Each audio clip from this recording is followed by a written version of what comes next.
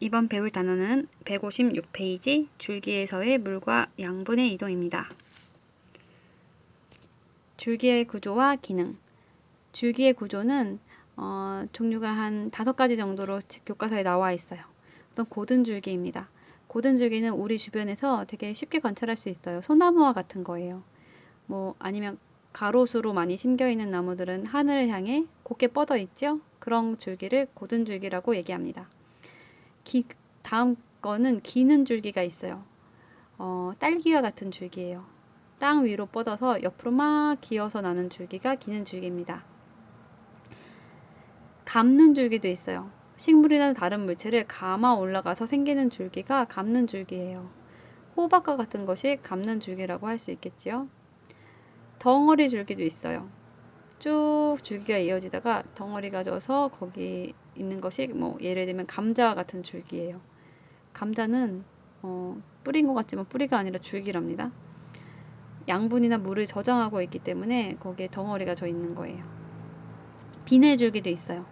비늘줄기에는 양파 같은 것이 있는데 왜 양파를 껍질을 막 벗기면 한 겹 한 겹 막 뜯어지잖아요.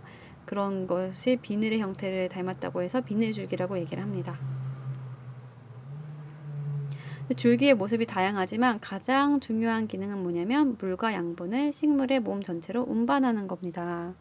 뿌리에서 물과 무기양분을 흡수하잖아요. 그러면 줄기를 통해서 잎과 꽃까지 배달을 해주는 거예요. 이 배달해주는 역할을 하는 것이 이 줄기입니다.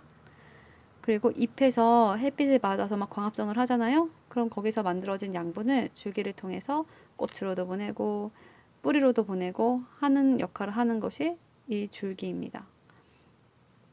이 줄기는 수송의 역할을 하는 거예요. 수송, 보내주는 역할. 되게 중요한 역할이죠. 이 줄기의 단면을 이렇게 잘라서 관찰한 게 여기 나타난 거예요. 볼펜도 이렇게 있으면 세로 세워보면 단면이 둥글잖아요. 그 둥근 면을 관찰한 게 여기 나타난 면입니다. 딱 잘라서 관찰한 거예요. 여기 보니까 줄기에는 물관과 체관과 형성층이라는 것이 있고 이 물관, 체관, 형성층을 합쳐서 관다발이라고 불러요. 그러면 관다발의 하나인 물관은 뭘 하는 곳이냐면 물과 무기양분을 뿌리에서 흡수하잖아요. 그러면 이 물과 무기양분을 물관을 통해서 쭉 식물의 다른 부분으로 이동시켜주는 역할을 하는 겁니다. 물관은 물과 무기양분의 이동 통로가 됩니다. 그래서 파란 화살표가 나타낸 곳이 물관이에요. 체관은 잎에서 만든 양분의 이동 통로입니다. 여기서 빨간 화살표로 나타낸 것이 체관의 이동 통로인데 잎에서 만들어진 양분이 이 체관을 통해서 꽃으로도 가고 뿌리로도 가는 겁니다. 그 사이에 형성층이라는 것이 있어요. 이 형성층은 부피 생장에 관여하는 곳인데 물관과 체관 사이에 있습니다. 그러면 물관을 좀 더 확대해서 본 것이 그림이 이쪽에 있어요. 이게 물관을 그림으로 나타낸 것인데 물관은 뿌리에서 흡수한 물과 무기양분의 이동 통로인데 완전히 성숙한 물관은 죽은 세포로 되어 있대요. 그리고 물관을 이루는 세포의 위아래에 있는 세포벽이 없어졌어요. 그래서 가늘고 긴 대롱 모양이라고 하는데 이 대롱은 빨대를 얘기하는 거예요. 여기 막혀 있으면 빨대는 왜 다 뚫려 있잖아요. 쭉 빨대처럼 여기가 막혀 있지 않고 쭉 뚫려서 물이 이동한다는 얘기예요. 그 물관의 현미경 사진은 이쪽에 있습니다. 마치 스프링 같죠. 체관은 물관의 바깥쪽에 있는데요. 물관이 안쪽, 체관이 바깥쪽에 있죠. 이 바깥쪽에 있는 체관은 여기 보면 물관과 다르게 막혀 있는 부분이 있어요. 근데 막혀 있는 부분이 다 막힌 게 아니라 구멍이 막 뚫려 있죠. 근데 이 구멍 뚫려 있는 부분이 세포벽이에요.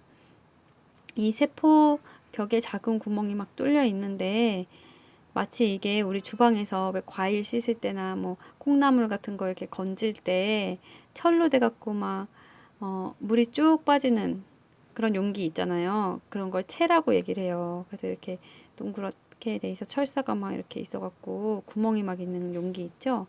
그게 채인데 그 채처럼 생긴 이런 구조가 있다고 해서 체간인 거예요.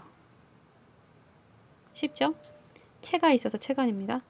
살아있는 세포로 이루어져 있고 체간을 이루는 세포는 위아래의 세포벽에 작은 구멍이 많이 뚫려 있다. 채처럼 막 뚫려 있다라는 겁니다. 그럼 현미경 사진을 보면 여기에 그 구조를 확인할 수가 있죠. 체간은 이렇게 생겼고 물관은 스프링처럼 막 생긴 게 물관입니다.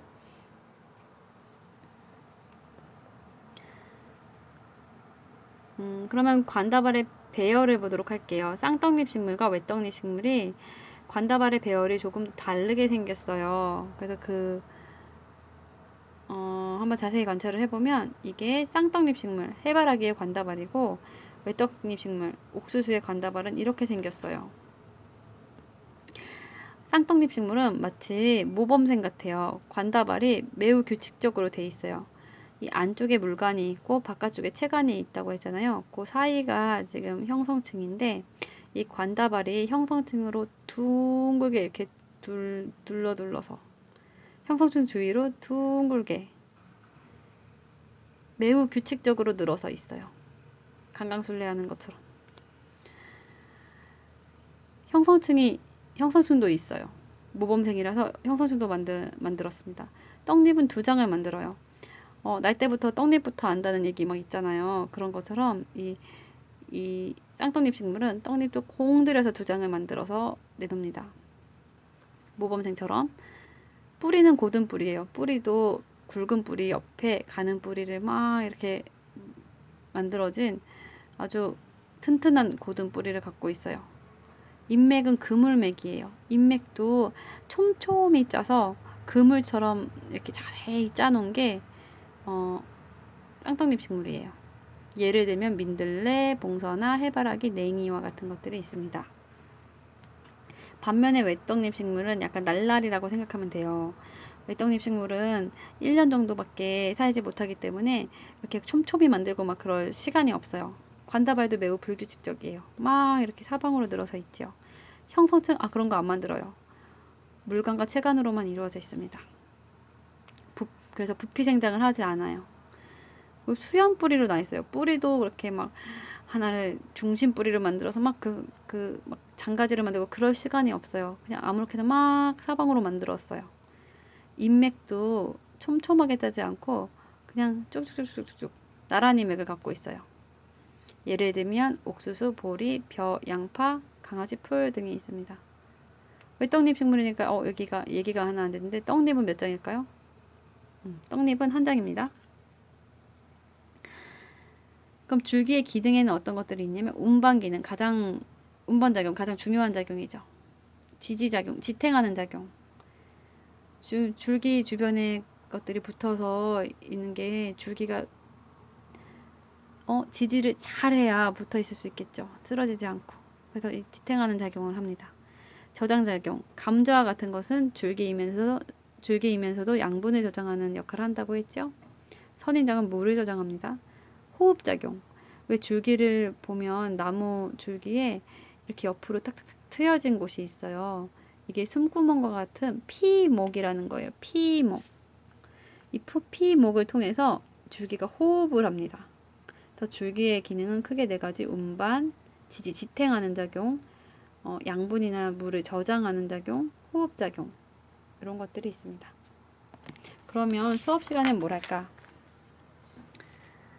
수업 시간에 만나서 쌍떡잎 식물의 하나인 샐러리와 외떡잎 식물의 종류의 하나인 백합의 관다발을 관찰해 보도록 하겠습니다. 그럼 수업 시간에 만납시다. 안녕.